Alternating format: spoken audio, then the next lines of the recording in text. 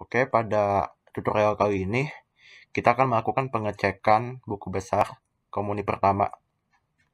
Jadi buku besar komuni pertamanya ini isinya itu adalah peserta sakramen komuni pertama yang telah menerima sakramen komuni pertama dan datanya itu telah difinalisasi. Jadi langsung saja kita cek halamannya di buku besar komuni pertama. Dan seperti biasa kita disuruh pilih keuskupan dan paroki.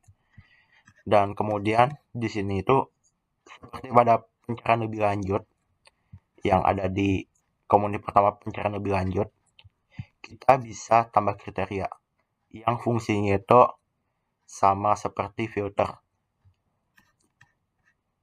Karena kita itu ingin mencari semua jadwal tanpa adanya filter pada paroki Tomang, maka kita langsung saja klik cari tanpa tambah kriteria.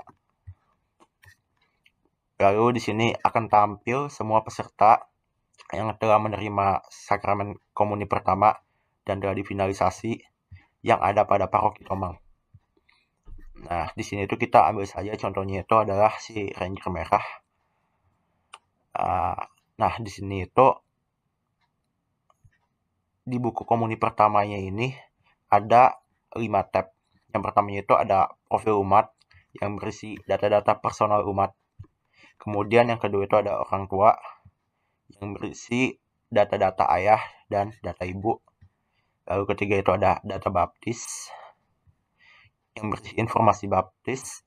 Dan keempat itu ada data komuni yang berisi data-data komuni pertama, termasuk nomor komuni pertama yang sudah di-generate.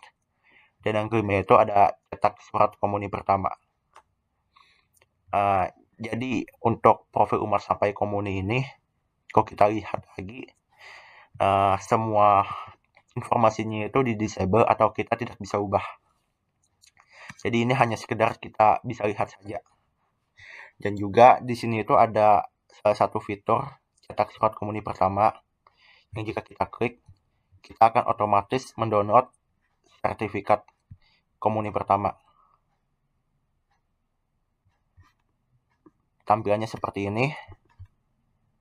Dan juga kita tidak hanya bisa mencetak surat komuni pertama di sini, karena kita juga bisa mencetak surat komuni pertama atau sertifikatnya pada komuni pertama peserta cetak sertifikat.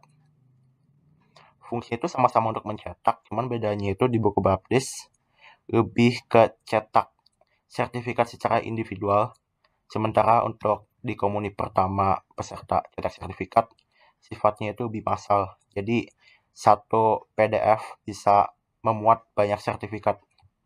Tapi kalau di buku komuni pertama maksudnya, ini itu hanya berfungsi untuk mencetak satu sertifikat saja. Dan inilah akhir dari video tutorial kita. See you next time.